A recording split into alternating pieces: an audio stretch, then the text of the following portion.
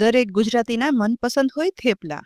આજે એ જ થેપલાને તેના એ જ સ્વાદ સાથે એક બાઇટ્સમાં ખાઈ શકાય તેવો નવો ટ્વિસ્ટ આપી એક નહીં પણ બે અલગ અલગ બાળકોનો મનપસંદ અને આપણી પસંદગીના સ્વાદના થેપલા બાઇટ્સ બનાવીએ.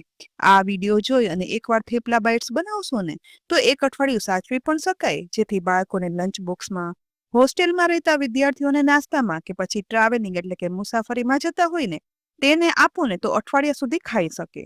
તો આ થેપલા બાઇટ્સ બનાવવા માટે અહીં મેં 1.5 કપ ઘઉંનો, જે નોર્મલ થેપલા માટે વાપરીએ ને તે જ લોટ લીધો છે. તેની સાથે 1/2 કપ બાજરીનો લોટ ઉમેરવાનો અને 1/4 કપ બેસન ઉમેરશું. તેમાં સાથે 1 ટેબલસ્પૂન કસૂરી મેથી અને 1 ટીસ્પૂન સફેદ તલ ઉમેરવાના. અહીં કસૂરી મેથીના બદલે લીલી મેથીની ભાજી પણ સાતળી અને ઉમેરી શકાય.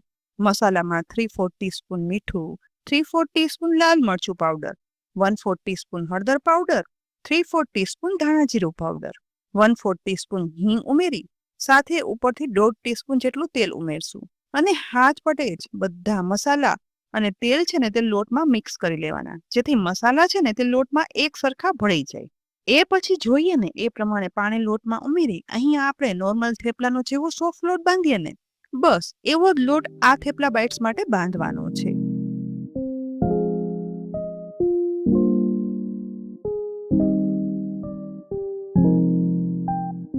લોટ બંધાઈ જાય ને એ પછી ઉપરથી 1 ટીસ્પૂન જેટલું તેલ ઉમેરી લોટને તેલમાં મસળી લેવાનો અને એ પછી આ મસળેલા લોટને ઢાંકણ ઢાંકી અને 15 મિનિટ માટે કૂણવવા રાખી દેવાનો.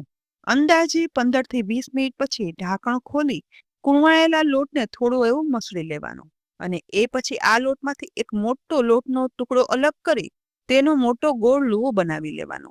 ટૂંકમાં આપણી વણવાની પાટલીની સાઈઝની રોટલી વણી શકાય ને એ પ્રમાણે લુવો બનાવવાનો.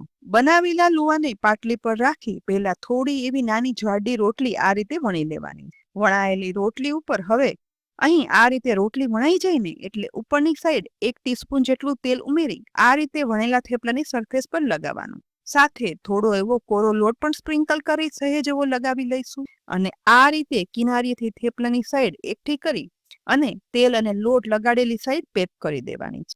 એ પછી ફરીથી લુવો બનાવી લેવાનો અને બનેલા લુવાને કોરા લોટમાં કવર કરી પાટલીની સાઈઝનું એકદમ મોટું થેપલું વણવાનું છે.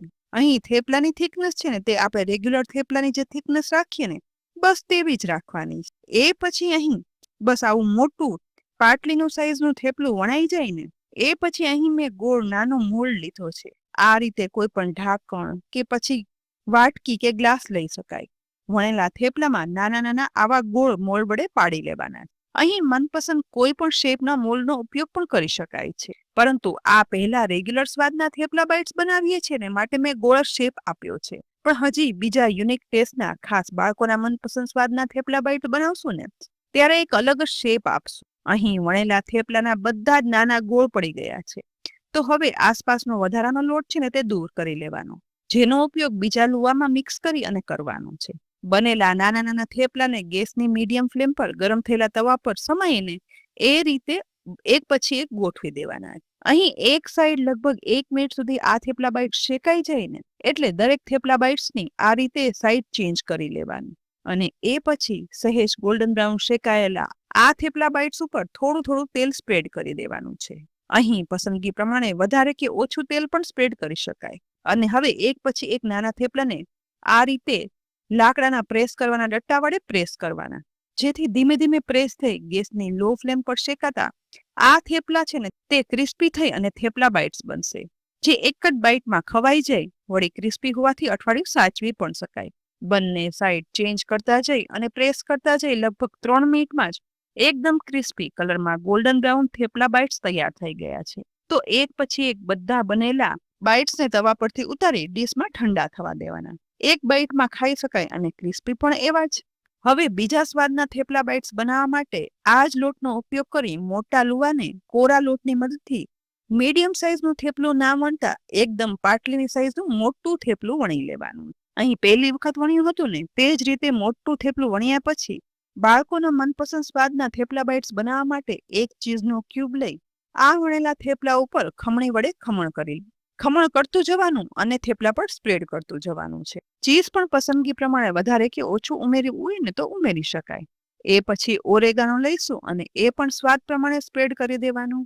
હવે ચીલી ફ્લેક્સ લઈ તેને પણ સ્વાદ પ્રમાણે ઓરેગાનો અને ચીઝ ઉપર સ્પ્રેડ કરી દેવાનું છે. થયો ને એકદમ નવો ટ્વિસ્ટ. હવે થેપલાને ફોલ્ડ કરી આ રીતે પેક કરી દેવાનું છે.